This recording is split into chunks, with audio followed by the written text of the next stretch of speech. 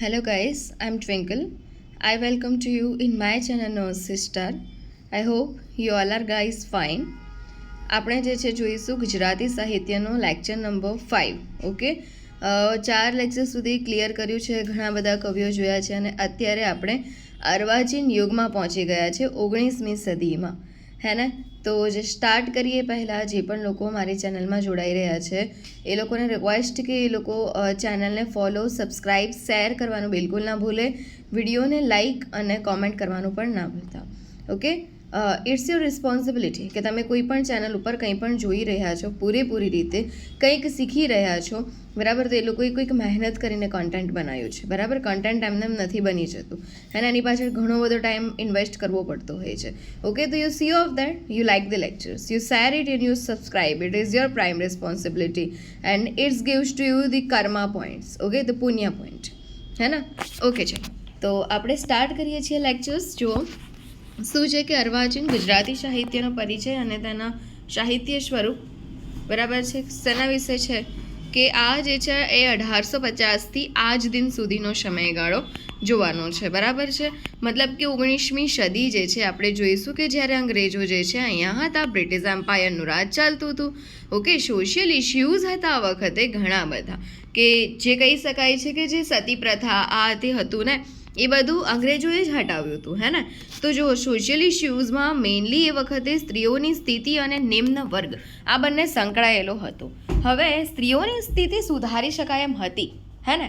જેવી રીતે કે એ લોકોને એજ્યુકેશન આપો, એ લોકોને ફ્રીડમ આપો અને પરંપરાનો ત્યાગ કરાવો, બરાબર? જેવી રીતે શું કે જે બહુપત્નીત્વ ચાલતું હતું, બરાબર છે, રાજા છે કે કોઈ પુરુષ છે એ જેટલી સ્ત્રીને પરણવા માંગે, બરાબર, એને પરણી શકે. હે, અત્યારે જુઓ, અત્યારે સ્ત્રીઓ પરણે છે, ઊંધું થઈ ગયું, કર્મા ઇઝ ડેસ્ટિની. હા, બરાબર, એવું કંઈ કહેવાય નહીં, બટ આવું બધું જે છે જોવા મળી રહ્યું છે આજના સમયમાં, બરાબર? તો એ સમયની ભાઈ તકલીફ એ હતી, બરાબર છે, અને આ વસ્તુ એ સમયમાં ઘણી બધી હતી.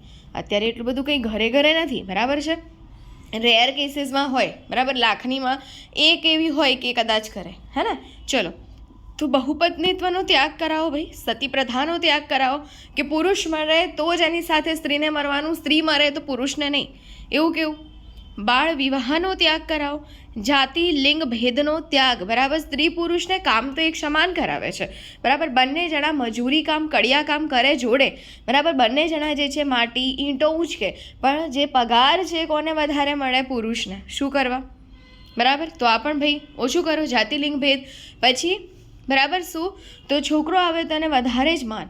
પુરુષોને ઘરમાં જમવાનું જ્યારે બની જાય પહેલાં પુરુષ જમે, પછી બચેલું વધેલું ઘટેલું જે બચે એ સ્ત્રીઓ જમે, બરાબર? આ શું છે? રાજાશાહીનો ત્યાગ, બરાબર? રાજાશાહીમાં શું થતું હતું કે તમે અત્યારે પણ ઘણા ધર્મની અંદર જોતા હશો કે શું થાય છે ખબર છે? પહેલાં જે છે એ એનો પિતા, બરાબર છે, રાજ કરતા હોય, પછી એના દીકરા રાજ કરે. હવે જરૂરી નથી ભાઈ કે પિતા હોશિયાર હતા, બરાબર છે, એટલે એના બાળકો પણ એટલા ચતુર અને હોશિયાર હોય, બરાબર છે. પેઢી દર પેઢી એ જ વસ્તુ ચાલતી આવે, જરૂરી નથી. એટલા માટે આપણા દેશમાં સારું છે કે ડેમોક્રેસી છે, હે? ઇલેક્શન થાય છે, આપણે નેતાને ચૂંટીએ છીએ. જો આવી રીતની સિચ્યુએશન હોત તો વિચારી લો આપણું શું થાત, હે? ભલે ડેમોક્રેસી છે તો પણ લોકો પોતાના કેટલા ઘર ભરી દે છે, હે? પ્રજાનું વિચારવાનું તો સાઈડમાં રહ્યું. ઓકે, તો આપણી શું હાલત થાત? ઓકે, તો રાજાશાહીનો ત્યાગ કરો ભાઈ, બરાબર? ડેમોક્રેસીને અપનાવો અને અંધેરી નગરી અને ગંડુ રાજા, બરાબર? ટકેસેર ભાજી અને ટકેસેર રાજા ખાજા, બરાબર? શું થતું હતું ખબર? ભાજીએ ટકા નહીં મળો, એટલે કે તમે ભાજી લેવા જાઓ તો રૂપિયાની અને ખાજું લેવા જાઓ ને તો એ રૂપિયાનું, બરાબર? જ્યારે બંનેની અંદર ડિફરન્સ બહુ છે, પણ રાજા કેવો છે ભાઈ? ગંડુ ગોળો રાજા છે, બરાબર? જેને સજા નથી, જેને સજા આપવાની છે એને જે છે એ માન સન્માન આપશે, અને જેને ખરેખર, બરાબર છે, સારા કામ કર્યા છે એને સજા આપશે, બરાબર? આવું ચેપ્ટર આપણે ભણવાનું આવતું હતું. ચલો, તો આ બધી તકલીફો હતી અર્વાચીન યુગની, આજ દિન સુધી છે જ, બરાબર? તમે જોશો જ કે ભાઈ આજકાલ આપણે જે છે, બરાબર, એ 10 વાર વિચાર કરીએ કે જ્યારે આપણે કોઈ જગ્યાએ જોબ કે એવું કંઈ પણ કરતા હોઈએ કે આપણે કોઈની ચેર પર, બોસની ચેર પર બેસાય કે નહીં, બરાબર છે, અને એ રિસ્પેક્ટ કહેવાય એક પ્રકારની. શું કહેવાય? રિસ્પેક્ટ કહેવાય. બટ એની જગ્યાએ જો કોઈ બીજા જ આવીને બેસે છે, રાજ કરે છે, તો એમને પણ એવું જ લાગે કે જાણી આની અંદર બહુ જ નોલેજ છે, બધું છે, બરાબર છે, અને આને કંઈક વધારે સારું આવડે એટલે બેસી ગયું. ના, બરાબર. આ એક કહેવતને છે કે અધૂરો ઘડો છલકાય ઘણો. બરાબર. જે હોશિયાર છે એને તો ખબર જ છે કે where is my situation, where is my position. હું ક્યાં બેસીશ ને, હું ગમે ત્યાં બેસીશ ને, મારી તો વેલ્યુ રહેવાની જ છે. બરાબર. કેમ કે જે વિદ્વાન માણસ છે ને, એ સભામાં પણ બેસેલો હશે ને તો પણ એને ઊભો કરવામાં આવે જ છે. પણ બરાબર, જે એકદમ જે કહેવાય કે આવો માણસ જે અંધેરી નગરીનો ગંડુ રાજા જેને માનવામાં આવી ગયો છે, બરાબર, એ સ્ટેજ ઉપર બેસીને પણ નિમ્ન જ ગણાશે. બરાબર છે. ઓકે. એને ડર હશે કે મને જો કોઈ ક્વેશ્ચન્સ પૂછવામાં આવશે, હાઉ આઈ કેન એક્સપ્લેન, હેના, બિકોઝ મેં તો એના માટે તૈયારી નથી કરી. બરાબર. પણ જે વિદ્વાન માણસ જે બેસ્યો છે સભાની અંદર, એને કોઈ ડર નથી. અને જ્યાંથી પણ ઊભું કરવામાં આવશે, જે પણ કરવામાં આવશે, he is ready to give the answers. Okay. તો આ બધી વસ્તુઓ ખાસ જાણવા જેવી છે. અને બીજી એક ખાસ વસ્તુ કે જેની અંદર નોલેજ હોય છે એ હંમેશા શાંત હોય છે. ઓકે. તો તમે પણ નોલેજેબલ બનો, શાંત રહો. બધાને બધું જે કહેવાય કે એક્સપ્લેનેશન આપવાની, કહેવાની, બરાબર છે, બતાવવાની જરૂર નથી. ઓકે. એ તમારું જે નોલેજ છે ને એ રિપ્રેઝન્ટ કરી આપશે. ઓકે. ચલો. તો કોઈની સામે કોઈને નહીં કરવાનો. એક્સક્યુઝિસ જે કહેવાય ને કે આ positive, negative, no is not required. Okay. ચલો. હવે આ સમયમાં નર્મદે જે છે એ દાંડીઓ શરૂ કર્યો. હવે દાંડિયા કે દાંડિયા રમવાવાળા દાંડિયા નથી. આ દાંડીઓ જે છે એ છે એક કહી શકાય કે લાઈક ઓફ દેટ કે ન્યૂઝપેપર, જર્નાલિસ્ટ આપણે કહીએ ને એ રીતે. તો નર્મદ છે ને દાંડીઓ જેમ દાંડીઓ વાગે ને એવું હતું. બરાબર છે. દાંડીઓ એવું લખતા કે જેમાં સમાજે એ વાંચીને વિચારવાની જરૂર પડી જાય. બરાબર છે. અને સમાજ સુધારક યુગ જે છે એ પણ અર્વાચીન યુગને કહેવાયું. ઓકે. હવે અર્વાચીન ગુજરાતી સાહિત્યનો પરિચય અને તેના સાહિત્ય સ્વરૂપની આપણે વાત કરીએ તો પહેલાં અહીંયા જોવા મળ્યું સુધારક યુગ. એમાં હતા નર્મદ યુગ અને દલપત યુગ કહેવાય. દલપત યુગ કયા જે છે, બરાબર, કે દલપત જે કવિ છે, આપણે એના માટે જોયું હતું ને પોયમમાં, યાદ છે? પોયમ કવિતામાં પહેલી પોયમ બાપાની પીપર, અને અગર કરુણ પ્રશસ્તિ પોયમ પૂછાય, બરાબર, તો એ કઈ હતી? યસ, ફાર્બસ વિરહ. બરાબર છે. ફાર્બસ એમના મિત્ર હતા ને. બરાબર. તો આ રીતે રચાયું હતું. અને પછી આવે પંડિત યુગ અને સાક્ષર યુગ પણ કહેવાય એને ગોવર્ધન યુગ પણ કહેવાય. પછી ગાંધી યુગ, મોહનદાસ કરમચંદ ગાંધી, એટલા માટે તો મોહન યુગ પણ કહેવાય છે. અને અનુગાંધી યુગ, આધુનિક યુગ. ફરીથી સુધારક યુગ, નર્મદ યુગ કે દલપત યુગ. બીજું છે પંડિત યુગ, સાક્ષર યુગ કે ગોવર્ધન યુગ, અને સાક્ષર નગરી કહેવાય છે નડિયાદને. બરાબર. ઓકે. પછી છે ગાંધી યુગ, મોહન યુગ. ચોથો છે અનુગાંધી યુગ અને પાંચમો છે આધુનિક યુગ. ઓકે. આપણે પોયમ કવિતા જોઈ લીધી છે. જે અર્વાચીન યુગની સૌપ્રથમ શરૂઆતમાં એ લખવામાં આવી હતી. હવે છે તમારે આત્મકથા. આત્મકથા એટલે શું ખબર છે? ઓટોબાયોગ્રાફી કહેવાય એને. શું કહેવાય? ઓટોબાયોગ્રાફી. એટલે શું કે હું જે છે મારા જ વિશે લખું છું. બરાબર છે. ડાયરી લખવાની ટેવ હોય ને કોઈને, તો હું મારા વિશે જ લખું છું રોજે રોજ. મારા શું વિચારો આવ્યા, બરાબર છે, એ હું ડાયરીમાં લખીશ. હું કોઈને નહીં વ્યક્ત કરું, હે ને. હું ડાયરીમાં લખીશ. ઓકે. તો આ જે છે કેવું હોય કે હું મરી જઈશ, બરાબર છે, એ પછી શું એને કોઈ લખી શકશે? બરાબર છે. કે હું જ્યારે મરણશૈયામાં હોઈશ, બરાબર, મતલબ કે હું બીમાર હોઈશ કે કંઈ પણ હોઈશ, તો શું હું એ ડાયરી રોજનીશીને પૂરી કરી શકીશ ખરા? ના, હું એબિલિટીમાં જ નથી. બરાબર છે. તો એવું કહેવાય છે કે આત્મકથા જે છે એ પૂર્ણ નથી હોતી. બરાબર છે. જો સ્વયં પોતે પોતાના જીવનની વાત વિશે સાહિત્ય સ્વરૂપે લખે છે. આત્મકથા એ અધૂરો સાહિત્યનો પ્રકાર છે, ઓટોબાયોગ્રાફી. બરાબર છે. તો તમે કહેશો શું મેડમ અહીંયા ખરેખર કોઈ એવું છે કે જે સંપૂર્ણ રીતે પૂર્ણ હોય? તો હું કહીશ હા, બરાબર, એવું પણ છે કે જે પૂર્ણ રીતે રચાયું છે, હે ને. તો સી ઓફ દેટ કે પહેલાં આપણે આત્મકથાની વાત કરીએ. ઓટોબાયોગ્રાફીમાં પ્રથમ આત્મકથા હતી મારી હકીકત. નર્મદ દ્વારા લખાઈ હતી, પણ નર્મદ હતા શરમાળ, એટલે એમને જે છે એને પ્રગટ ના કરી. બરાબર, એમને પ્રગટ કરી નહીં. હવે વિચારી લો કે મારે છે ને મારા વિશે અમુક વર્ષોનું જ બતાવવું છે, અમુક મેં જે સારું કર્યું એ જ બતાવવું છે, મેં જે ખોટું કર્યું નથી બતાવવું. બરાબર, તો હું એટલું જ લખીને એને પબ્લિશ્ડ કરી દઈશ. બરાબર, પણ નર્મદે લખી તો ખરા મારી હકીકત, પણ એને પબ્લિશ્ડ ના કરી. એટલે પ્રથમ આત્મકથા હતી તો નર્મદની, બરાબર, પણ એ પબ્લિશ્ડ થઈ નથી. પછી શ્રેષ્ઠ આત્મકથા હતી સત્યના પ્રયોગો, બરાબર, જે ગાંધીજીએ લખી હતી 1869 to 1928. ઓકે, 1869થી 1928 દરમિયાનનું બધું એમને જે છે આની અંદર મેન્શન કરેલું છે ગાંધીજીએ. સત્યના પ્રયોગો બુક પણ ફેમસ છે. બરાબર, ગુજરાતી ભાષાની પ્રથમ પ્રગટ થયેલી આત્મકથા હું પોતે નારાયણ હેમચંદ્રએ લખેલી છે. ઓકે, પહેલી આત્મકથા હતી નર્મદની મારી હકીકત, કે જે પ્રસિદ્ધ ના થઈ. શ્રેષ્ઠ આત્મકથા છે સત્યના પ્રયોગો, જે ગાંધીજીએ લખેલી છે 1869 to 1928. અને ગુજરાતી ભાષાની જો પ્રગટ થયેલી પ્રથમ આત્મકથા તમને પૂછે તે હતી હું પોતે નારાયણ હેમચંદ્ર. આત્મકથા માટે એવું પણ બને છે કે જે તમારા જીવનના અમુક સારા કાર્યોથી જ રચાયેલી હોય. બરાબર, તમે બધી ચર્ચા ન પણ કરો, હે ને. તો હવે નેક્સ્ટ શું હતું, જો આત્મચરિત્ર. આત્મચરિત્ર in the sense of biography. Auto નીકળી ગયું, બરાબર, ઓટો નીકળી ગયું, ઓટો પોતાના માટે હોય, ઓટો નીકળી ગયું, અને બાયોગ્રાફી જે છે અહીંયા રહ્યું આત્મચરિત્ર માટે. શું હતું કે કોઈ બીજા દ્વારા, બરાબર, લખવામાં આવે અને પ્રખ્યાત વ્યક્તિનું જીવન ચરિત્ર હોય. બરાબર છે, કોઈ એમને એમ તો બીજાના માટે ના લખે ને, કે એક ગાંડો છે, ગાંડો રોજ અહીંયા બેસી રહે છે, એને ખાવાનું આજે નથી મળ્યું, બરાબર છે. ઓકે, આવું લખશો આપણે? ના. અગર કોઈ વિદ્વાન માણસ છે જે પોતે કંઈ નહીં લખે પોતાના વિશે, જે કંઈ જ નહીં બોલે, બરાબર છે, જેને સભામાં ક્યાંય પણ બેસાડી દો અને કોઈ જ ફરક નહીં પડે, હે ને, બિકોઝ એ તો બેસાડવાવાળાનું જે છે કહેવાય કે માઇનસ પોઈન્ટ જાય છે, હે ને. કે જે અમુક લોકો છે કે એ દેટ ઇઝ ધ વેજ કે આ ક્યારે આવે અમારી જોડે અને ક્યારે પોતાને પ્રગટ કરે, જ્યારે બીજા જે છે એ શું કરે છે ને ક્યાંય પણ બેસાડે. તો જો પોતાનું મૂલ્ય પોતાના હાથમાં છે, બરાબર, જ્યાં સુધી તમે કંઈ કરશો નહીં લોકો તમને આ રીતે ટ્રીટ કરશે, બરાબર, અને એ લોકો એ જ છે અંધેરી નગરીના ગંડુ રાજા જેવા, બરાબર છે. તો પોતે પોતાને ટ્રીટ કરવા પડશે, પોતે પોતાને આગળ લાવવા પડશે, અને એના માટે પોતાની જાત ઉપર ફિઝિકલી અને મેન્ટલી આ બંને રીતે તમારે પ્રિપેર થવું પડશે, જે આપણા હેલ્થના ઇન્ડિકેટર્સ છે એ પ્રમાણે.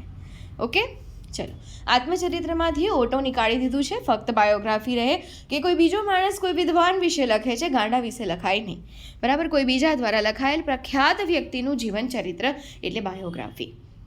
આત્મચરિત્ર હંમેશા પૂર્ણ હોય, કેમ કે એને વિદ્વાન માણસને ક્યારે જન્મ્યો, એને શું કર્યું હતું, શું નહોતું કર્યું, અત્યાર સુધી શું કરે છે, ક્યાં સુધી શું કરે છે, that is all things he mentioned in that આત્મચરિત્ર. તે પૂર્ણ હોય છે. નારાયણ દેસાઈ દ્વારા લખાયેલ અગ્નિકુંડમાં ઊંઘેલું ગુલાબ પ્રખ્યાત છે, અને મહાદેવભાઈ દેસાઈના જીવનનું વર્ણન આની અંદર છે, બરાબર. નારાયણ દેસાઈએ લખ્યું છે, બરાબર, શું તો અગ્નિકુંડમાં ઊંઘેલું ગુલાબ વિશે લખ્યું છે, અને એની અંદર જે છે એમને શેના વિશે લખ્યું છે તો મહાદેવભાઈ દેસાઈ જે છે એના જીવનનું વર્ણન એમને કરેલું છે, બરાબર. મહાદેવભાઈ દેસાઈએ ગાંધીજીના સત્યના પ્રયોગો કે જે ઓટોબાયોગ્રાફી હતી, હે ને, એમને છે ને ગુજરાતીમાં હતા, બરાબર, પણ મહાદેવભાઈ દેસાઈ જે છે એ ભણેલા હતા, તો એમને એને ટ્રાન્સલેટ કરી દીધા અને ઇંગ્લિશમાં લખી કાઢ્યા, કે જેથી લોકો એને ઇંગ્લિશમાં પણ વાંચી શકે. ઓકે, તો મહાદેવભાઈ દેસાઈએ કંઈ આવું કર્યું હતું. હવે જે સોનેટ વિશે ઘણા બધા ક્વેશ્ચન આવે છે, અને બીજું એવું કહેવાય છે કે સોનેટને યાદ રાખવા માટે યાદ રાખવાનું એસબીઆઈ એટલે શું કે S for the sonnet, B for the Balwantray Kalyanray Thakor એમને લખેલા છે, સોનેટના પિતા કહેવાય છે, બરાબર. અને આઈ ફોર ધી ઇટાલિયનમાં લખાયેલા છે. Got it the points? Yes, the SBI, S for the sonnet, B for the Balwantray Kalyanray Thakor, અને I for the Italian. Very good. તો સોનેટ જે છે મૂળ ઇટાલિયન સાહિત્ય પ્રકાર છે, 14 પંક્તિનું કાવ્ય છે. સોનેટને 3 ભાગમાં વિભાજન કરવામાં આવ્યા છે.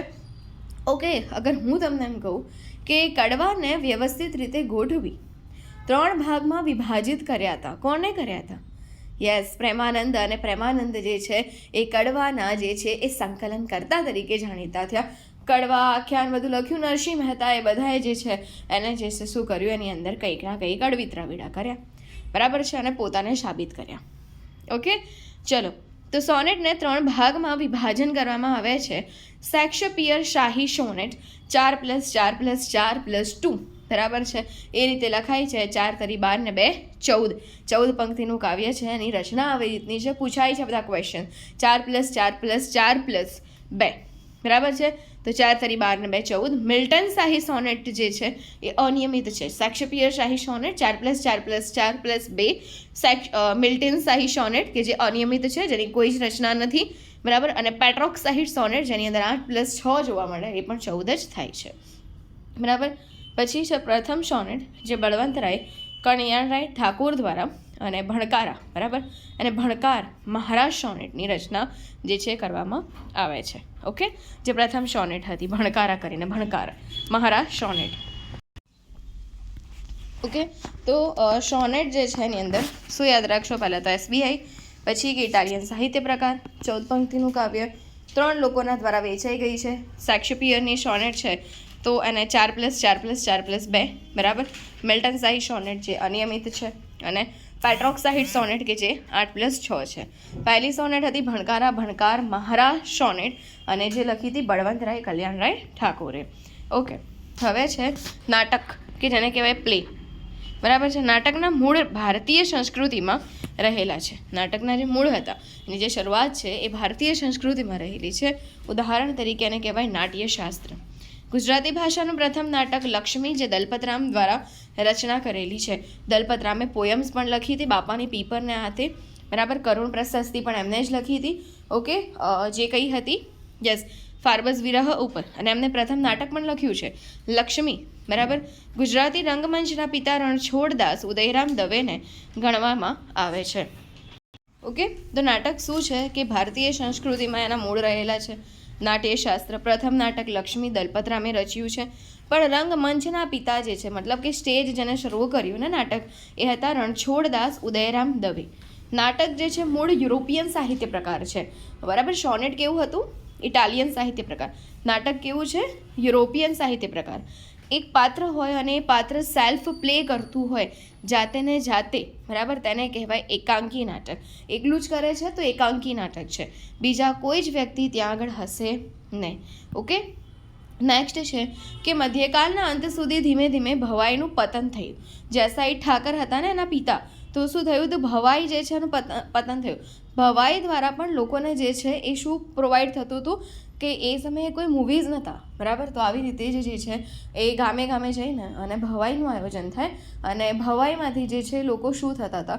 તો એ લોકો આનંદિત થતા હતા, એને જોઈને સારું અનુભવતા હતા બરાબર. હવે આનું પતન થયું તો બીજું કંઈક તો સારું કરવું ને, લોકોને જે છે આનંદિત કરવા માટે, જે કહેવાય કે મોજ શોખ પૂરો કરવા માટે, એક લાઈક અ મૂવીઝ પ્રોવાઈડ કરવા માટે. તો ચાલુ થઈ ગયું નાટક બરાબર. અને આમાં જે છે પારસી નાટ્ય મંડળીઓ શરૂ થાય છે.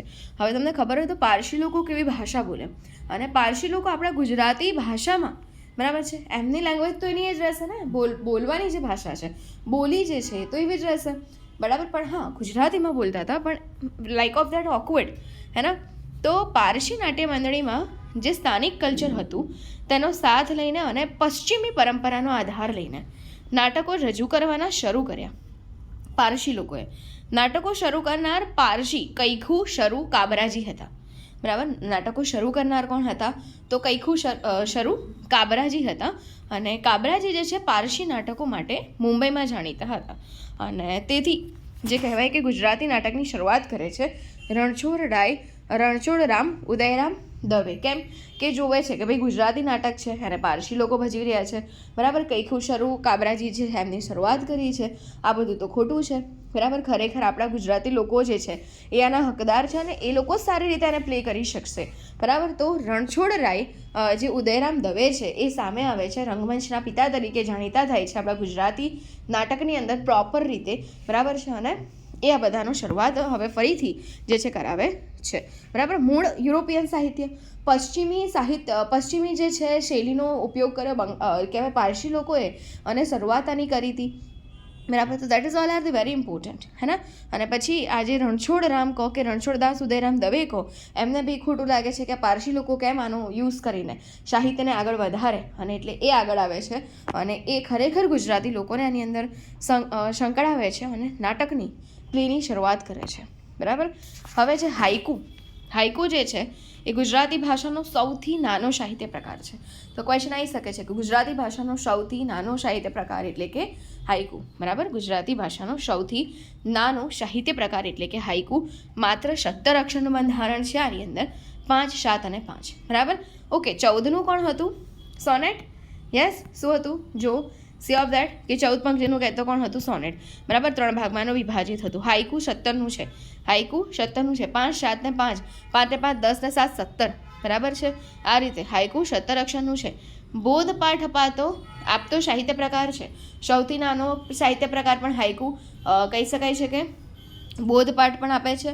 અને 17 અક્ષરનું જે છે 5, 7 અને 5. આનું મૂળ જે છે જાપાનનો સાહિત્ય પ્રકાર છે. બરાબર. સોનેટ ઇટાલિયન હતું, નાટક જે છે યુરોપિયન હતું, અને હાઈકુ જે છે જાપાનનો સાહિત્ય પ્રકાર છે. પ્રથમ હાઈકુ સ્નેહરશ્મિ દ્વારા સોનેરી ચાંદ અને રૂપેરી સૂરજ, ખરેખર જે છે સોનેરી સૂરજ હોય અને રૂપેરી ચાંદ હોય. બરાબર. એની જગ્યાએ એમને ઊંધું લખ્યું છે, સોનેરી ચાંદ અને રૂપેરી સૂરજ. કોને લખ્યું છે? સ્નેહરશ્મિ. ઘણીવાર એક્ઝામ ક્વેશ્ચન્સની અંદર આ પૂછાઈ ગયું છે કે સ્નેહરશ્મિ જે છે કોને કહેવાય છે? ઝીણાભાઈ રત્નજી દેસાઈ જે છે એને કહેવાય છે. બરાબર. કોને કહેવાય છે Snehrashmi? That is like of that તખલ્લુસ છે. બરાબર. ઝીણાભાઈ દેસાઈને કહેવાય છે. તો હાઈકુ માટે ઘણું ઇમ્પોર્ટન્ટ છે. નાનો સાહિત્ય પ્રકાર છે, બોધપાઠ આપતો સાહિત્ય પ્રકાર છે, 17 અક્ષરનું બંધારણ છે, 5, 7 અને 5 જેને કહેવાય જાપાનનો સાહિત્ય પ્રકાર છે. અને જે કહેવાય કે સ્નેહરશ્મિ દ્વારા પ્રથમ હાઈકુ જે કહેવાય છે કે સોનેરી ચાંદ અને રૂપેરી સૂરજ, એ ઝીણાભાઈ દેસાઈ સ્નેહરશ્મિ તરીકે જાણીતા એમને એની રચના કરેલી છે. Next one is for the નવલકથા. હવે નવલકથા આવે, મહાનવલકથા પણ આવે. નવલકથા એ મહાનવલકથાનો એક નાનો પાર્ટ કહી શકાય, પ્રકાર કહી શકાય. જે મહાનવલકથા હોય ને મેઇન બહુ જ કહેવાય કે એકદમ જાડી બુક હોય. બરાબર છે. એના પાર્ટ્સ પણ હોય, અને જે પાર્ટ્સ છે ને એ જ નવલકથા કહેવાય. નવલકથાના પાર્ટ્સ ભેગા કરી દો તો મહાનવલકથા બને, અને કથાના જે પાર્ટ્સ છે ને છૂટા પાડી દો તો શું બની જાય? નવલકથા. ઓકે. પ્રથમ નવલકથા હતી કરણ ઘેલો, નંદશંકર તુળજાશંકર મહેતા દ્વારા લખાઈ. અને કરણ ઘેલો શું હતું એ આપણને ખબર છે. બરાબર છે. આપણે એની આખી જે વાર્તા હતી એ પણ સાંભળી હતી કે કેવી રીતે કરણ ઘેલો થઈ છે, હે ને. હવે પ્રથમ નવલકથા છે કઈ? ભાઈ કરણ ઘેલો નંદશંકર તુળજાશંકર મહેતા દ્વારા જે છે એને લખાઈ છે. ઉત્તમ નવલકથા કનૈયાલાલ મુનશીએ લખી. અને નવલકથાના મૂળ યુરોપિયન સાહિત્ય કથા છે. બરાબર. યુરોપિયન સાહિત્ય બીજે ક્યાં જોવા મળ્યું હતું? બરાબર છે. તો જે યુરોપિયન સાહિત્ય છે, હે ને, જો હાઈકુ તો જાપાનનું હતું. બરાબર છે. એ પછી તમે જોયું કે નાટક એક યુરોપિયન સાહિત્ય પ્રકાર હતું. બરાબર. એ જ રીતે જે છે નવલકથા પણ યુરોપિયન સાહિત્ય પ્રકાર છે. બરાબર. કયું છે કે નવલકથા પણ યુરોપિયન સાહિત્ય પ્રકાર છે, અને એની સાથે જે કહી શકાય કે નાટક પણ યુરોપિયન સાહિત્ય પ્રકાર છે. બરાબર. તમને અગર એમ કે નાટક કે પછી તમને કે નવલકથા, ન અને ન જ છે, નાટક કે નવલકથા કે, બરાબર છે, બંનેની અંદર યુરોપિયન સાહિત્ય પ્રકાર જોવા મળે છે. જાપાન માટે કોણ? તો હાઈકુ. સોનેટ માટે કોણ? તો ઇટાલિયન. બરાબર છે. આ બધું યાદ રાખજો. હવે શું થાય છે કે નવલકથાને ભાગમાં વિભાજિત કરવામાં આવે છે. બરાબર. નવલકથાનું મોટું સ્વરૂપ એટલે મહાનવલકથા, જે ગોવર્ધનરામ ત્રિપાઠીએ આપી છે. મહાનવલકથા માટે ગોવર્ધનરામ ત્રિપાઠી જાણીતા છે. અને એમના માટે ખાસ ઇમ્પોર્ટન્ટ જે દરેકે જોયેલી હશે એવી સિરિયલ સરસ્વતી ચંદ્ર, બરાબર, એ એમને લખેલું છે, હે ને. તો મહાનવલકથામાં ગોવર્ધનરામ ત્રિપાઠી જે જોવા મળે. નવલકથાની અંદર તો કોણ છે? તો કરણ ઘેલો થઈ ગયો તો પ્રથમ નવલકથા છે. નંદશંકર તુળજાશંકર મહેતા દ્વારા લખાઈ. ઉત્તમ નવલકથા લખી કનૈયાલાલ મુનશીએ. અને નવલકથાના જે મૂળ છે યુરોપિયનની અંદર લાઇક ઓફ દેટ કે જેવી રીતે નાટકના મૂળ હતા. અને નવલકથાને જે છે વિભાજિત કરવામાં આવે છે. નવલકથાનું મોટું સ્વરૂપ એટલે મહાનવલકથા. અને મહાનવલકથા જે છે એના પિતા કહી શકાય કે જેને શરૂઆત કરી હતી એ હતા ગોવર્ધનરામ ત્રિપાઠી. નવલકથાનું ટૂંકું નાનું સ્વરૂપ એટલે નવલિકા. બરાબર. જો શું આવે કે નવલિકામાંથી નવલકથા, અને નવલકથામાંથી શું બને? મહાનવલકથા. જેમ આપણે કહીએ છીએ ને કે આમની આ કૃતિમાંથી મેં આ પોયમ લઈ લીધી છે. બરાબર. તો એ કહી શકાય કે નવલકથામાં લખેલું હોય ને જે શાયરી, ગઝલ, પોયમ્સ, એ આપણે લઈ લીધી, અને નવલિકા એ શું કહેવાય? નવલિકા. બરાબર. તો આ રીતે છે. નવલિકામાંથી નવલકથા, નવલકથામાંથી બને શું? મહાનવલકથા. ઓકે. હવે મહાનવલકથા શું હતી? એ નવલકથાનો જ એક ભાગ છે, બરાબર છે, અને જેમાં કોઈ ઘટનાનું વિસ્તૃત વર્ણન કરવામાં આવે. પ્રથમ મહાનવલકથા જે છે ગોવર્ધન રામ ત્રિપાઠી સરસ્વતી ચંદ્ર એમને લખ્યું છે. આના વિશે ઘણા બધા ક્વેશ્ચન્સ પૂછાઈ ગયા છે, બરાબર. અને કહેવાય છે કે સરસ્વતી ચંદ્ર જે છે 1 થી 4 ભાગમાં એમને લખેલી છે, બરાબર. એ પછી નવલિકા સૌથી નાની, પહેલાં આ હોવું જોઈતું હતું, હે ને.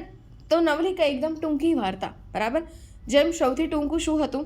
હાઈકુ, બરાબર છે, ઓકે. સૌથી ટૂંકું સાહિત્ય પ્રકારની અંદર હાઈકુ હતું. સૌથી નાનો સાહિત્ય પ્રકાર બોધપાઠ આપતો સાહિત્ય પ્રકાર, 17 અક્ષરનું બંધારણ, 5 7 ને 5, બરાબર. અને જાપાનનો સાહિત્ય પ્રકાર હતો પ્રથમ હાઈકુ સ્નેહરશ્મિ, કે જે જીણાભાઈ રત્નજી દેસાઈ છે એમને સોનેરી ચાંદ અને રૂપેરી સૂરજ લખ્યું હતું.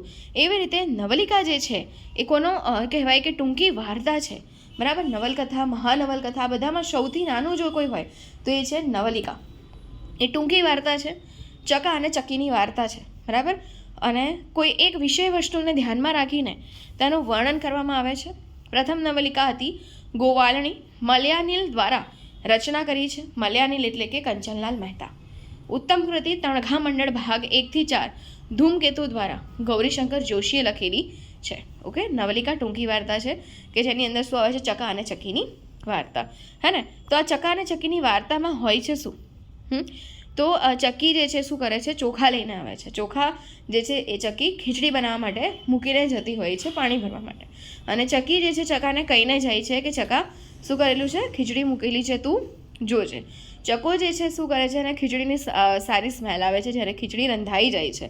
ચકો એ જે છે ફક્ત ગેસને બંધ નથી કરી દેતો, પણ સાથે જે છે એ ચકી વગર આખી બધી જ ખીચડી જે છે પોતે ખાઈને અને પછી મસ્ત સૂઈ જાય છે. જ્યારે ચકી રિટર્ન બેક આવે છે અને જોવા જાય છે, બરાબર, કે ચકો તો સૂવે છે પણ ખીચડી નથી. તો ચકી ચકાને પૂછે છે, બરાબર, કે ખીચડી જે છે એ ક્યાં જાય છે ઉઠાડીને. અને ચકો જે છે એ શું કહે છે કે મને એવું લાગે છે કે રાજાનો કાળો કૂતરો, બરાબર છે, એ આવીને આપણી ખીચડી ખાઈ ગયો હોય, હે ને. તો ચકીને ગુસ્સો આવે છે, બરાબર. અને ચકી જે છે એ ફરિયાદ, ચકો જૂઠું બોલે છે ને અહીંયા, તો ચકી ફરિયાદ લઈને ક્યાં જાય છે? રાજા પાસે, બરાબર, કે મારી જે ખીચડી છે ને એ તમારો કૂતરો, બરાબર, એ ખાઈ ગયો છે. તો રાજા જે છે એ પણ શું કહે છે? હા, તો પછી ન્યાય તો મળવો જોઈએ, બરાબર. મારો કૂતરો, તો કાળા કૂતરાને જે છે બોલાવવામાં આવે છે રાજ દરબારની અંદર, બરાબર. તો કાળિયું કૂતરું શું કહે છે કે હું શું કરવા ખીચડી ખાઈશ, બરાબર. મને તો આજે જમવામાં ઘણું સારું મળ્યું હતું અને રાજાનો કૂતરો ખાઈને હું ચકીના ઘરે જે છે ખીચડી ખાવા જઈશ, બરાબર. તો હવે રાજાને પણ ચકી કહે છે, ચકી માનતી નથી કે ચકા તો શું કંઈ બીજું આવ્યું હોઈ શકે આપણા ઘરે કે જેને ચકો સાચું નથી બોલતો, કેમ કે ચકો જે છે ચકીથી બીવાય છે, બરાબર. તો ચકો સાચું નથી બોલતો કે હું જ ખાઈ ગયો છું ખીચડી. હવે રાજાને તો ન્યાય આપવો પડશે. તો રાજા જે છે શું કરે છે કે કહે છે કે ભાઈ ચકો હતો ઘરમાં અને એક આવ્યો કાળિયો કૂતરો, બરાબર. બીજા કોઈના ઉપર તો શક છે નહીં. તો ચકો અને કાળિયા કૂતરાનો બંનેનું પેટ ફાડો અને જુઓ, બરાબર છે, એટલે ખબર પડી જશે કે ખીચડી કોના પેટમાં છે, હે ને. પણ અહીંયા જે છે પછી શું થાય છે કે ચકો આ સાંભળીને જ બીવાય છે, બરાબર છે, કે મારું પેટ ફાડી જશે અને હું મરી જઈશ.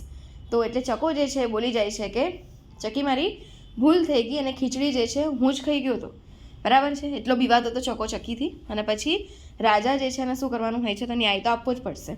તો રાજા એમ કહે છે કે હવે, બરાબર, આખી ન્યાય સભા ભરાઈ, બધા દરબારીઓ, રાજા બધા તો અહીંયા પ્રેઝન્ટ હતા, બધાએ તો ટાઈમ આપ્યો છે ને. તો રાજા એમ કહે છે કે ચકાને એ નદી ઉપર કે કૂવામાં બાંધવામાં આવે ઊંધો, બરાબર, કે જ્યાં ચકી રોજ પાણી ભરવા જાય છે. અને ચકાને જે છે ઊંધો બાંધી દેવામાં આવે છે. અને પછી ચકો જે છે શું કરે છે? સાંજ થતાં તો, બરાબર, એ વિહવળ થવા લાગે છે અને ચકીને વિનંતી કરે છે કે ચકી તું મને બચાવી લે, હવે મારાથી આવી ભૂલ થશે નહીં, બરાબર. અને ચકી એ રાજાને જઈને કહે છે કે છોડી દો, ચકાથી આવી ભૂલ નહીં થાય, એના માટે હું માફી માગું છું. અને ચકી જે છે ચકાને પણ કહે છે કે એ ચકાતે મને ઘરમાં આવું કહી દીધું હોત તો આટલી બધી માથાકૂટ થાત નહીં. તો આવી ચકાચકીની વાર્તા છે જે પણ નવલિકાની અંદર આવે, ઓકે. કોઈ એક વિષય વસ્તુને ધ્યાનમાં રાખીને વર્ણન થાય છે. પ્રથમ નવલિકા જે છે એ કઈ હતી? ગોવાલણી, કે જે લખ્યું હતું મલયાનિલ કંચનલાલ મહેતા એ, અને ઉત્તમ કૃતિ તણખા મંડળ ભાગ 1 થી 4 ધૂમકેતુ દ્વારા. અને ધૂમકેતુ જે છે કોણ છે? ગૌરીશંકર જોશી. આ બધા તખલ્લુસ છે જે યાદ રાખવા પડશે. સ્નેહરશ્મિ ઝીણાભાઈ દેસાઈ, બરાબર છે. પછી તમને મલયાનિલ કે કંચનલાલ મહેતા, ધૂમકેતુ કે ગૌરીશંકર જોશી, હે ને? ઓકે, હવે આવે છે ગઝલ, બરાબર. હવે ગઝલ જે છે એવું કહેવાય કે જે ઘાયલ પ્રેમી હોય એ લખે ગઝલ, બરાબર. તો એના માટે જ્યાં પણ ઘાયલ આવે ને એ છે ગઝલ. ઓકે, ગઝલ એ અરબી સાહિત્ય પ્રકાર છે, સાહિત્ય સંજ્ઞા છે, સાહિત્ય નામ છે, બરાબર. ગઝલ એક એવો છે અરબી સાહિત્ય સંજ્ઞા. ઓકે, ગઝલનો અર્થ થાય હરણનું બચ્ચું. What is the meaning of હરણનું બચ્ચું, બરાબર. એમ ના કહેતા કે અહીંયા અમે છંદ ભણી રહ્યા છીએ કે હરણના બચ્ચાને જે છે એ નશ દુખવા મરવા લાગે છે, હરિણીની છંદનું 17 અક્ષરનું બંધારણ નસમરસ સલગા, આવું કંઈ નથી અહીંયા, બરાબર. અહીંયા હરણના બચ્ચાનો મિનિંગ એવો છે કે તીર વાગેલા હરણની ચીસ એટલે ગઝલ, બરાબર. તીર વાગેલા હરણના બચ્ચાની ચીસ એટલે ગઝલ. ઓકે, શું થાય છે જો, પ્રેમિકા સાથે વાત કરવા માટે ઉર્દુ અને ફારસી કવિતાનો પ્રકાર છે. તો ગઝલની અંદર તો કેટલી બધી ભાષાઓ છે કે ગઝલ એ અરબી સાહિત્ય સંજ્ઞા છે.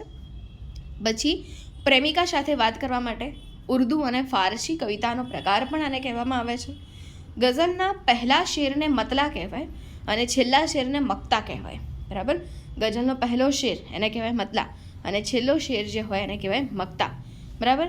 શેર 2 પંક્તિમાં બનેલો હોય, એક શેરની 2 પંક્તિઓ જેને કહેવાય મિશ્રા, અને જે શેર હોય એ 2 પંક્તિમાં બનેલો હોય, અને 2 પંક્તિ જે છે, બરાબર, એક શેરની 2 પંક્તિ એને કહેવાય મિશ્રા. શેરની પ્રથમ પંક્તિને ઉલા મિશ્રા અને બીજી પંક્તિને શાની મિશ્રા કહેવાય, બરાબર. યાદ રહેશે, ગઝલનો પહેલો શેર મતલા, છેલ્લો શેર મક્તા, શેરમાં 2 પંક્તિ હોય, એક શેરની 2 પંક્તિ મિશ્રા, શેરની પ્રથમ પંક્તિ ઉલા મિશ્રા, બીજી પંક્તિ જે છે શાની મિશ્રા કહેવાય.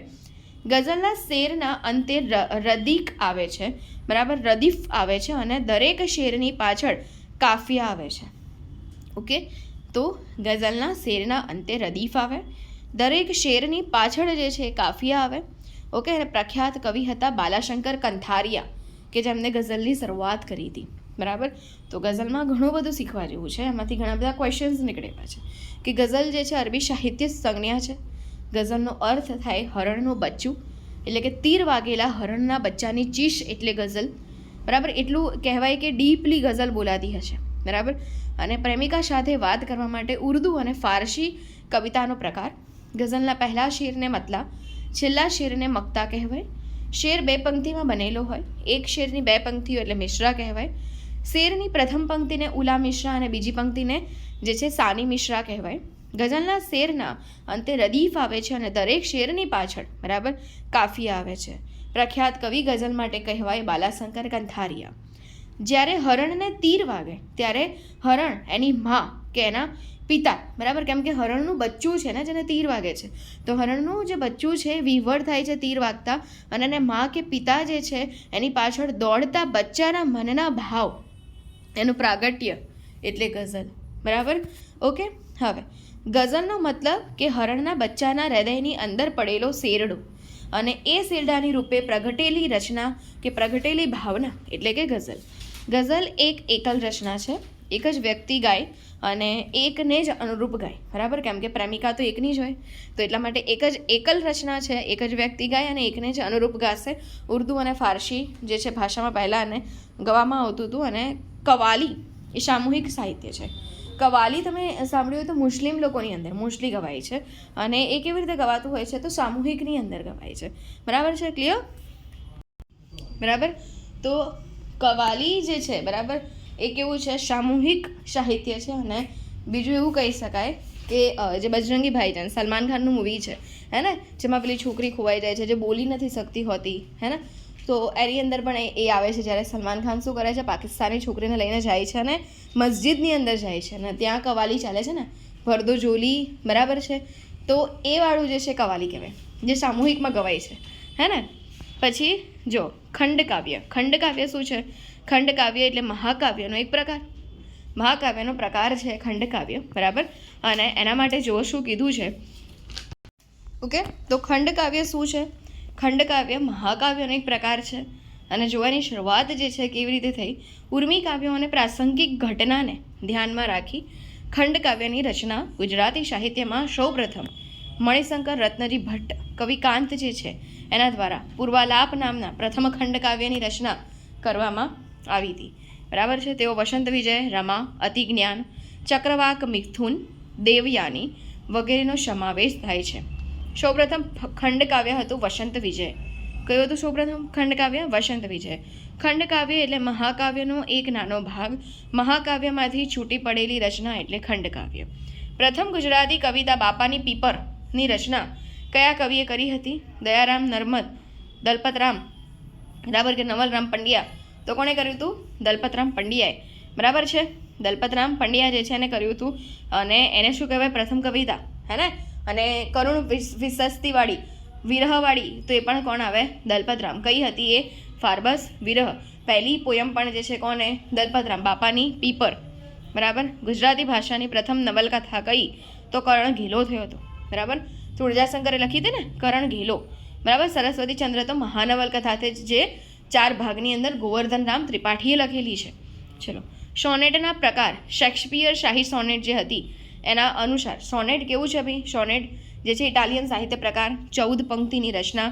અને એ જો કેવું હોય તો શેક્સપિયરમાં શું હતું? 4 તરી 12 ને 2 14, 4 4 4 અને 2. કયું છે એવું? ક્યાં? ઓપ્શન સીમાં. બરાબર. ઓકે. સોનેટ માટે કોણ હતું? બળવંતરાય કલ્યાણરાય. બરાબર છે. અને હવે સોનેટ મૂળ કયા સાહિત્યનો પ્રકાર છે? આપણે યાદ રાખ્યું હતું ને SBI, I for the Italian. બરાબર. તો ઇટાલિયન સાહિત્યનો પ્રકાર છે. ગુજરાતી ભાષાના સૌપ્રથમ સોનેટ ભણકારની જે રચના છે એ કોના દ્વારા કરવામાં આવી હતી? બક ઠાકોર દ્વારા. બળવંતરાય કલ્યાણરાય ઠાકોર ભણકારા મહારાજ સોનેટ. બરાબર. એમને કર્યું હતું. SBI પ્રમાણે બી ફોર ધી બળવંતરાય. નીચેનામાંથી કયો સાહિત્ય પ્રકાર જાપાની મૂળનો સાહિત્ય પ્રકાર છે? હાઇકુ હતો. બરાબર છે. જે મૂળ સાહિત્ય પ્રકાર હતો. ઓકે. તો જાપાની મૂળનો સાહિત્ય પ્રકાર એટલે કયું? તો હાઇકુ. બરાબર છે. જે કેટલા અક્ષરોનું બનેલું હોય છે? તો 17 અક્ષરોનું બનેલું એ જોવા મળશે. સોનેટ 14નું, હે ને? ઓકે. ચલો. ગુજરાતી ભાષાના સૌપ્રથમ નિબંધ મંડળી મળવાથી થતો લાભ એની રચના કોણે કરી હતી? બરાબર. ગુજરાતી ભાષાનો સૌપ્રથમ નિબંધ હતો મંડળી મળવાથી થતા લાભ. મંડળી મળવાથી થતા લાભ એટલે કે સારા લોકો ભેગા થાય એના વિચારો વ્યક્ત કરે. બરાબર. એ વસ્તુ પહેલાં થતી હતી, અત્યારે નહીં. ત્યાં તો કેવું છે? અંતરી નગરીના ગંડુ રાજા. બરાબર. ટકેશેર ભાજીના ટકેશેર ખાજા. હે ને? શું થાય કે જે ગોળો છે એને મહાનતા મળશે. હે ને? એટલે આપણે બહુ એ ચિંતા નહીં કરવાની. એવું જ થાય અત્યારે. ચલો. મંડળી મળવાથી થતો જે લાભ છે એ કોણે લખ્યા હતા? નર્મદ. જે કોણ હતા? નિબંધના પિતા છે. હે ને? ઓકે. છે. Next one. સુધારક યુગ, નર્મદ યુગ. હવે શરૂઆત થઈ. આ બધું તો જે હતું ને અર્વાચીન યુગની શરૂઆત હતી કે એની અંદર શું જોવા મળશે આપણને? પહેલું પોયમથી લઈને અત્યાર સુધી બધું આપણે જોયું. બરાબર. ક્વેશ્ચન્સ ડિસ્કસ કર્યા. હવે ખરેખર શરૂઆત છે. પહેલું હતું સુધારક યુગ, નર્મદ યુગ, જેને દલપત યુગ પણ કહેવાય. 1845 થી 1885 દરમિયાન 18મી સદીને ભારતનો અંધકાર યુગ ગણવામાં આવતો હતો. બરાબર. આ સમયે કુરિવાજો, અસ્પૃશ્યતા કે ધર્મમાં અનેક બંદીઓ હતી. આ યુગમાં નર્મદે ગુજરાતી સમાજમાં ચાલતી બંદીઓને દૂર કરવા માટે સાહિત્ય માધ્યમથી ઝુંબેશ ચાલુ કરી હતી. અને નર્મદે તો શું લખ્યું હતું? દાંડીઓ. હે ને? આ યુગમાં સુરતના 3 નન્ના તરીકે જાણીતા નર્મદ, નવલરામ પંડ્યા, નળશંકર, નંદશંકર તુળજાશંકર મહેતા હતા. બરાબર. અને તેઓ લેખક તરીકે જાણીતા ન હતા, સુધારક કહેવાતા હતા. બરાબર. સુધારક કવિઓ કહેવાતા હતા, કોઈ લેખક નહોતા કહેવાતા સાહિત્યના. ફરી જુઓ. સુધારક યુગ, નર્મદ યુગ કે પછી દલપત યુગ. 1845 થી 1885 18મી સદીને ભારતનો અંધકાર યુગ કહેવાતો હતો. બરાબર. કેમ કે આ સમયમાં છે ને કુરિવાજો, અસ્પૃશ્યતા અને ધર્મમાં અનેક બંદીઓ હતી, જે અત્યારે પણ છે જ. હે ને? આ યુગમાં નર્મદે ગુજરાતી સમાજમાં ચાલતી બંદીઓને દૂર કરવા માટે સાહિત્ય માધ્યમથી ઝુંબેશ ચાલુ કરી હતી. આ યુગમાં સુરતના 3 નન્ના તરીકે જાણીતા નર્મદ, નવલરામ પંડ્યા અને નંદશંકર મહેતા. બરાબર. એ હતા. ઓકે. 3 નન્ના નર્મદ, નવલરામ પંડ્યા અને નંદશંકર મહેતા હતા. તેઓ લેખક તરીકે તો જાણીતા ન હતા, પણ સુધારક કહેવાતા હતા.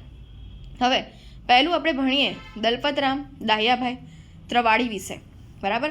બીજા તરવાડા બ્રાહ્મણ કહેતો કોણ હતું? અસાઈડ ઠાકરના 3 દીકરા.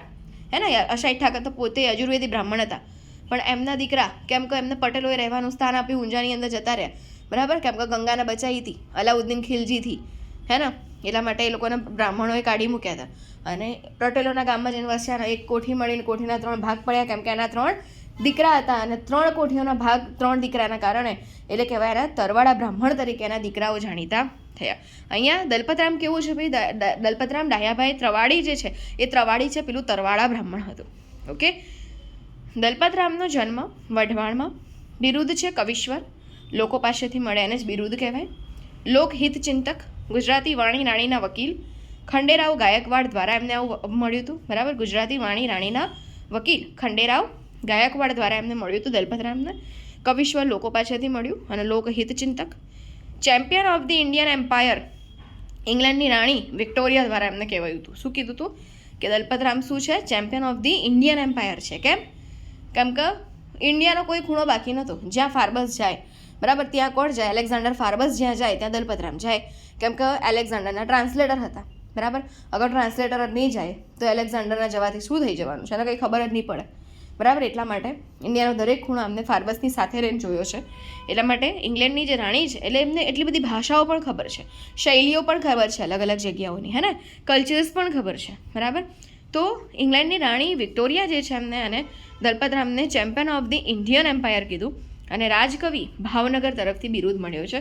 દરેકે દરેક બિરુદ આપણા માટે ઇમ્પોર્ટન્ટ છે. જો કે જન્મ અમને વઢવાણ ખાતે, બિરુદ અમને લોકો પાસેથી, કવિશ્વર, લોકહિત ચિંતક, ખંડેરાવ ગાયકવાડ દ્વારા ગુજરાતી વાણી રાણીના વકીલ, ઇંગ્લેન્ડના રાણી હતા વિક્ટોરિયા એમના દ્વારા champion of the Indian empire અને ભાવનગર તરફથી એમને મળ્યું રાજકવિ. ગુરુ એમના હતા 2, ધાર્મિક ગુરુ અને સાહિત્યિક ગુરુ દલપતરામના, બરાબર. તો દલપતરામના જે ધાર્મિક ગુરુ હતા એ હતા ભૂમાનંદ સ્વામી અને એમના જે સાહિત્યિક ગુરુ હતા એ હતા દેવાનંદ સ્વામી. ઓકે. તે વઢવાણથી અમદાવાદ જોબની શોધમાં આવ્યા હતા. એમને ઘણી સારી એવી ભાષાનું ટ્રાન્સલેટ કરતાં આવડતું હતું, બરાબર. એટલે એમને જોબ મળી જાય છે. કોના ત્યાં? એલેક્ઝાન્ડર ફાર્બસના ત્યાં. 20 રૂપિયા પગાર હોય છે એમનો. એ વખતનો સૌથી વધારે પગાર જો કોઈને મળતો હતો તે હતા કોણ? દલપતરામ, બરાબર. હવે દલપતરામ જે છે એલેક્ઝાન્ડર ફાર્બસના ત્યાં જોબ કરતા હતા એઝ અ ટ્રાન્સલેટર. શું કામ કરતા હતા ત્યાં? તો ટ્રાન્સલેટર, ભાષાનું ટ્રાન્સલેટર કરતા હતા. કેમ કે એલેક્ઝાન્ડર ફાર્બસ હતા પોતે અંગ્રેજ, એમને શું ખબર પડવાની છે કે ગુજરાતીઓ શું બોલે છે, હે ને. તો એ ટ્રાન્સલેટર કરતા હતા આ દલપતરામ અને એમને સમજાવતા હતા. વિશ્વાસ હશે ને એક કે અમને ટ્રાન્સલેટર કરીને પણ સાચું જ કહેશે, ત્યારે રાખ્યા હતા. જેનો એમનો પગાર હતો 20 રૂપિયા. અને જ્યાં જ્યાં ફાર્બસ જાય, બરાબર, ત્યાં જવાની જવાબદારી કોની હતી? દલપતરામની. ફાર્બસ પાસેથી એમને ઇંગ્લેન્ડની ઘણી બધી વાતો જાણી. એવું નહીં કે ખાલી ટ્રાન્સલેટર જ કરી રાખ્યું, બસ તું જાણ હું એમ હું મારું કામ કરીશ, બસ બીજું કંઈ મારે લેવા દેવા નહીં, બરાબર. પણ ફાર્બસને બંને એક સારા ફ્રેન્ડ બની ગયા હતા અને એટલા માટે ફાર્બસે એમને ઇંગ્લેન્ડની શૈલી પણ કીધી હતી કે ઇંગ્લેન્ડમાં શું છે શું નથી, ત્યાંની જીવનશૈલી શું છે, ત્યાં આવા કુરિવાજો અસ્પૃશ્યતા છે કે નહીં, બરાબર છે, બધું જ અમને કીધું હતું. તો ઇંગ્લેન્ડની પરંપરા એમને જાણી કોની પાસેથી? એલેક્ઝાન્ડર ફાર્બસ પાસેથી. જેને ભારતીય પરંપરા સાથે એમને સરખાવી કે અમારું ઇન્ડિયા તો આવું છે અને ફોરેન ઇંગ્લેન્ડ ખરેખર આવું છે, બરાબર, એમને સરખાવી હતી. અર્વાચીન ગુજરાતી સાહિત્યના સૌપ્રથમ કવિ જે છે કોણ છે? તો દલપતરામ છે. ઓકે. એટલે ઘણા સ્ટુડન્ટ્સ જે હાવ પ્રિપેર્ડ ફોર દેટ કે આ યુગ છે તેની અંદર આટલા કવિઓ થઈ ગયા એ યાદ નથી રાખવાનું, બરાબર. પ્રથમ કવિ કયો છે એ યુગનો, છેલ્લો કવિ કયો છે એ યુગનો, એ યાદ રાખવાનું છે, હે ને. તો આ યાદ રાખવાનું છે કે દલપતરામ અર્વાચીન યુગના પ્રથમ કવિ હતા, બરાબર. એલેક્ઝાન્ડરને કિનલોક ફાર્બસ સાથે મળી, બરાબર છે, ગુજરાતી વર્નાક્યુલર સોસાયટીની સ્થાપના 1848માં અમદાવાદમાં કરી હતી. કોણે કરી હતી? તો દલપતરામ. બંને મળીને કરી હતી. એલેક્ઝાન્ડર કિનલોક ફાર્બસે અને આમને દલપતરામે ગુજરાતી વર્નાક્યુલર સોસાયટી 1848માં અમદાવાદમાં કરી હતી. ક્લિયર? હવે વર્નાક્યુલર એટલે શું? કોલોક્વિયલ લેંગ્વેજ. અને કોલોક્વિયલ લેંગ્વેજ વર્નાક્યુલર સોસાયટીની જે રચના છે એ કરવા માટે આ લોકોને ફાળો તો જોઈએ, પૈસા તો જોઈશે. તો એમને પૈસા જે છે એ કોણે આપ્યા હતા? હરકુંવરબાઈ શેઠાણી એ એમને દાન આપ્યું. અને એ શેઠાણી કોણ હતા? તો શેઠ હટીસિંહ જે છે, બરાબર, એના પત્ની હતા. કોણ? હરકુંવરબાઈ, બરાબર. એમને આ લોકોને આપ્યું હતું દાન. શેના માટે? વર્નાક્યુલર સોસાયટી બનાવવા માટે. અને 1849માં આ સંસ્થાનું સૌપ્રથમ સાપ્તાહિક વર્તમાન પણ જે છે શરૂઆત 1848માં જે બની ગઈ, બરાબર, વર્નાક્યુલર સોસાયટી. અને પછી એનું સાપ્તાહિક ચાલુ કર્યું, વર્તમાન શરૂ કર્યું. અને 1850માં બુદ્ધિપ્રકાશની શરૂઆત પણ કરી હતી, બરાબર. તો ક્લિયર છે ને કે 1848માં જે છે એ શું થયું? તો વર્નાક્યુલરની સ્થાપના કરી, બરાબર. પછી તરત જ 1849ની અંદર જે છે આ લોકોએ સાપ્તાહિક વર્તમાન શરૂ કર્યું. 1850ની અંદર બુદ્ધિ પ્રકાશની શરૂઆત કરી. તો વર્ષની સાથે યાદ રાખજો કે શું કર્યું હતું ને શું નહોતું કર્યું. વર્નાક્યુલર સોસાયટી દ્વારા જ બરાબર સાપ્તાહિક અને વર્તમાન આ બંનેની જે છે એ શરૂઆત કરવામાં આવી હતી. 1848, 1849, 1850. 1848માં વર્નાક્યુલર સોસાયટી, 1849માં શું થયું હતું તો વર્તમાન, અને 1850ની અંદર બુદ્ધિ પ્રકાશ. હાલ આ સંસ્થાનું જે નામ છે બરાબર, હાલ આ સંસ્થાનું જે નામ છે ગુજરાત વિદ્યાસભા છે. સૌથી જૂની સાહિત્યિક સંસ્થા છે બરાબર. ફાર્બસની જે છે એ કલેક્ટર તરીકે સુરતમાં બદલી થાય છે બરાબર. શું થઈ જાય છે તો ફાર્બસની કલેક્ટર તરીકે સુરતમાં બદલી થઈ જતી હોય છે, અને દલપતરામ તેમની સાથે જે છે શું કરે છે તો સુરત પણ આવી જતા હોય છે બરાબર. અને તેઓએ અમદાવાદના એ શેઠ હતા હિમાદાસ પાસેથી 3000 રૂપિયાનું દાન મેળવી અને હિમાદાસ ઇન્સ્ટિટ્યૂટની સ્થાપના કરે છે બરાબર. લોકોની પાસે પૈસા હતા પણ ક્યાં ખબર હતી કે આવું કરી શકીએ. તો કંઈ નહીં, આ લોકોએ શું કર્યું કે પેલી શેઠાણી હતી હરકુંવરબાઈ, હે ને, કે જે હઠીસિંહની પત્ની હતી, એની જોડેથી પૈસા લઈ આવ્યા અને વર્નાક્યુલર સોસાયટીની સ્થાપના કરી કાઢી બરાબર. ભલે પૈસા નહોતા તો કંઈ નહીં. પછી શું કર્યું તો હિમાદાસ પાસે ગયા સુરતમાં, અમદાવાદમાં, અને અમદાવાદમાં હિમાદાસ પાસેથી જઈને 3000 રૂપિયા લઈ આવ્યા અને હિમાદાસ ઇન્સ્ટિટ્યૂટની સ્થાપના કરી કાઢી. હાલ તે નેટિવ લાઇબ્રેરી તરીકે લાલ દરવાજામાં તમે જોશો તો જોવા મળશે. હાલ તે નેટિવ લાઇબ્રેરી તરીકે જાણીતી છે હિમાદાસ ઇન્સ્ટિટ્યૂટ. ઓકે, હવે શું થયું હતું કે અમદાવાદની હરકુંવર શેઠાણી પાસેથી એમને મોટી દાનની રકમ મેળવી હતી. શેઠ હઠીસિંહના જે પત્ની હતા ને એમની પાસેથી. અને 1850માં સૌપ્રથમ કન્યા શાળાની શરૂઆત કરી કાઢી બરાબર. પહેલાં જઈ આવ્યા તો વર્નાક્યુલર સોસાયટીની શરૂઆત કરી કાઢી દાન લઈને. પછી શું કર્યું એમને તો કે અમે ગયા ક્યાં સુરતમાં ગયા. કેમ ગયા હતા સુરતમાં? ફાર્બસનું ત્યાં કલેક્ટરની નોકરી મળી હતી, એટલે ત્યાં પણ આને તો જવું જ પડશે ને દલપતરામને. બે ગયા, પછી પાછો ત્યાં જપ ના થયો, અમદાવાદમાં પાછા આવ્યા, 3000 રૂપિયાનું દાન મેળવ્યું હિમાદાસની જોડેથી મેળવ્યું. એટલે હિમાદાસ ઇન્સ્ટિટ્યૂટની રચના, અને અત્યારે નેટિવ લાઇબ્રેરી તરીકે જાણીતી થઈ ગઈ. પછી પાછા કે ચલો ફરીથી હરકુંવર શેઠાણીને મળી આવીએ. તો હરકુંવર શેઠાણી પાછા શું કરે, એમને બાટલીમાં ઉતારી દીધા, દાન લઈ લીધું બરાબર. દાન લીધું ને 1850માં શું કરે છે સૌપ્રથમ કન્યા શાળાની શરૂઆત જે છે આ લોકો કરી દે. સારું જ કામ કરતા હતા બરાબર, પણ દાન લઈ લઈને કરતા હતા. એમની જોડે વિચારો હતા પણ પૈસા નહોતા, એટલે પૈસા લોકો આપતા હતા બરાબર. દલપતરામે નવો સાહિત્ય સ્વરૂપ હાડુલા આપ્યો છે. કયો આપ્યો છે? હાડુલા બરાબર. હાડુલા સાહિત્ય નવો એ કોણે આપ્યો હતો તો દલપતરામે આપ્યો હતો. તેમણે ગુજરાતી સાહિત્યમાં નવો છંદ આપ્યો, મનહર છંદ બરાબર, 31 અક્ષરનો. તો આ પણ જે છે એટલે મનહર છંદના પિતા કોણ કહેવાય છે તો દલપતરામ કહેવાય. હાડુલા જે સાહિત્ય પ્રકાર છે કોણે આપ્યો છે તો દલપતરામે. કવિશ્વર દલપતરામ એવોર્ડ દ્વારા દર વર્ષે વર્ધમાન માનવ સેવા ટ્રસ્ટ દ્વારા એનાયત થાય છે. કવિશ્વર દલપતરામ એવોર્ડ અપાય છે. કોના દ્વારા અપાય છે તો વર્ધમાન માનવ સેવા ટ્રસ્ટ છે એના દ્વારા અપાય છે બરાબર. તો 1848માં આ લોકો શું કરે છે વર્નાક્યુલરની સ્થાપના. જે પણ કોણ છે કે હરકુંવર શેઠાણી બિચારી દાન આપી દે છે અને કરી કાઢે છે. 1849માં વર્તમાન, 1850માં બુદ્ધિમાન જે છે પ્રકાશ આમને ચાલુ કરી દીધું. અને પછી શું થાય છે તો 1850માં ફરીથી હરકુંવર શેઠાણીને ત્યાં જઈ આવે છે અને શું કરે છે તો સૌપ્રથમ કન્યા શાળાની જે છે એ ત્યાં આગળ શરૂઆત કરી દે છે. પછી ક્યાં જાય છે તો હિમાદાસ પાસેથી 3000નું દાન લઈ આવે છે અને હિમાદાસ ઇન્સ્ટિટ્યૂટની સ્થાપના અત્યારે નેટિવ લાઇબ્રેરી તરીકે જાણીતી છે બરાબર. બીજું હજુ દલપતરામે નવો સાહિત્ય પ્રકાર હાડુલા આપ્યો. પછી જપ ના થયો તો છંદ આપ્યો, મનહર છંદ. 31 અક્ષરો ગણો મને મળી જાય તો મનહર છંદ જેને કહેવાય બરાબર. એટલે મનહર છંદના પિતા પણ એમને કહેવાય છે. અને કવિશ્વર દલપતરામ એવોર્ડ દર વર્ષે વર્તમાન માનવ સેવા ટ્રસ્ટ દ્વારા જે છે આપવામાં આવે છે. ઓકે, હવે સાહિત્ય સર્જન જે છે કયું હતું જુઓ. અહીંયા દરેક વસ્તુ સૌપ્રથમની છે. સૌપ્રથમ શું આવ્યું હતું, અને પેપરમાં આમાંથી ઘણા ક્વેશ્ચન પણ આવે છે કે ગુજરાતી ભાષાનું સૌપ્રથમ કાવ્ય છે બાપાની પીપર, દલપતરામ. ગુજરાતી ભાષાનું સૌપ્રથમ નાટક લક્ષ્મી. ગુજરાતી ભાષાનું સૌપ્રથમ કરુણ પ્રશસ્તિ કાવ્ય જે પણ દલપતરામે લખ્યું હતું ફાર્બસ વિરહ બરાબર છે. ગુજરાતી ભાષાનો સૌપ્રથમ વાર્તા સંગ્રહ હતો તાર્કિક બોધ. ગુજરાતી ભાષાનું સૌપ્રથમ દેશભક્તિ કાવ્ય છે હુન્નર ખાનની ચડાઈ બરાબર. હવે ગુજરાતી ભાષાની સૌપ્રથમ વાંચનમાળા, હોપ વાંચનમાળામાંથી ઘણા બધા ક્વેશ્ચન આવી ગયા છે. દલપત પિંગળ, જે દલપત અને નર્મદ વચ્ચે લડાઈ થઈ હતી બરાબર, પિંગળને લઈને. પિંગળ એટલે શું છે? પિંગળ છંદશાસ્ત્ર છે બરાબર. છંદમાં આ ક્વેશ્ચન આપણે જોઈ લીધો છે. પિંગળ એટલે શું? છંદશાસ્ત્ર બરાબર. એમાં પણ આ બંનેની લડાઈ થઈ ગઈ, દલપત પિંગળ અને નર્મદ પિંગળ બરાબર. પછી કાવ્યાદોહન, વૈન ચરિત્ર, ભૂત નિબંધ, સામળ સત્સય, મિથ્યાભિમાની અને જ્ઞાતિ નિબંધ જે છે એમને આપ્યા છે બરાબર. હવે બીજું શું જોવા મળે છે? શું કહે છે એ? ઊંટ કહે આ સભામાં વાંકા અંગવાળા ભૂંડા, ભૂતળમાં પક્ષીઓને પશુઓ અપાર છે.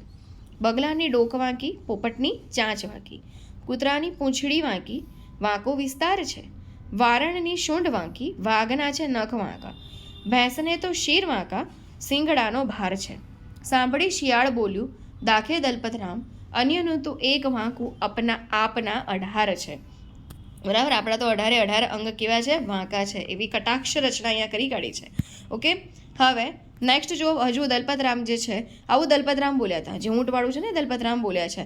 પછી શું બોલ્યા? એ પોલું છે તો બોલ્યું, તેમાં કરી તે શું કામગીરી, સાંભેલું બજાવે તો હું જાણું કે તું શાણો છે.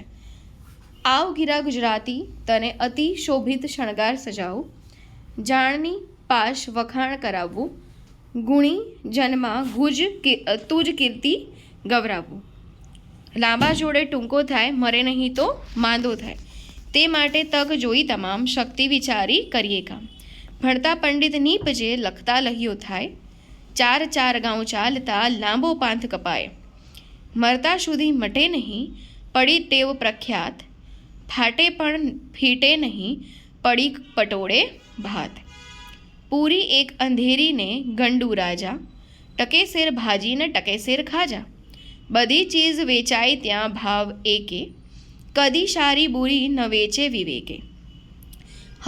હતો હું શુતો પારણે પુત્ર નાનો, રડું છેક તો રાખતું કોણ છાનું. મને દુઃખી દેખી દુઃખી કોણ થાતું, મહાહેતવાળી દયાળી જમાતું. ઓકે, આ બધું જ જે છે કોણે લખ્યું છે? દલપતરામે, હે ને? અને અત્યારે જે છે હવે એક જોઈશું આની સાથે એમને હું એક શરણાઈવાળો અને ભાદરવાનો ભીંડો, એ પણ એમને લખ્યું છે. બરાબર છે. નેક્સ્ટ થિંગ્સ જે છે બસ, તો અહીંયા આગળ આપણે આ લેક્ચર્સની જે છે પૂર્ણાહુતિ કરીશું. બરાબર છે. મોસ્ટલી જે છે આગળનું આપણે જોયું નર્મદ યુગ, દલપત યુગ અને જેને કહેવાય સુધારક યુગ જે છે આપણે અહીંયા જોવાની શરૂઆત કરી છે. ઓકે, નેક્સ્ટ મળીશું તો હજુ આગળનું સાહિત્ય આપણે જોઈશું. ઓકે, તો thank you. Stay connected with us.